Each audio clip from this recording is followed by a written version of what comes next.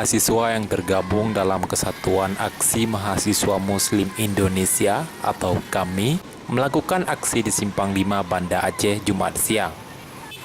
Dalam aksi ini, mereka mengimbau generasi Aceh khususnya perempuan menggantikan Hari Valentine dengan gerakan menutup aurat internasional.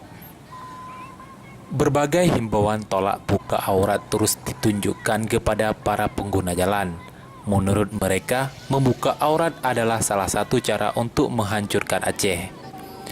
Ketua Badan Pemberdayaan Perempuan, Elfirda Adi Putri mengatakan, seharusnya Aceh yang berstatus Islam bisa menegakkan syariat dengan baik dan benar, sesuai dengan nama Aceh Serambi Mekah. Tadi gerakan menutup aurat. Nah, jadi muslimah kami Aceh yang pertama, kita menghimbau kepada seluruh masyarakat Aceh untuk menutup auratnya. Kemudian kalau untuk pemerintah Acehnya itu ada dua pernyataan sikapnya. Yang pertama, memperjelas fungsi penegakan hukum Islam. Yang kedua, pemerintah Aceh itu harus membuat roadmap terkait dengan penegakan syariat Islam di Aceh. Aksi yang berlangsung 1 jam ini berlangsung tertib bahkan tanpa pengawalan aparat kepolisian. Munandar melaporkan untuk MGC News.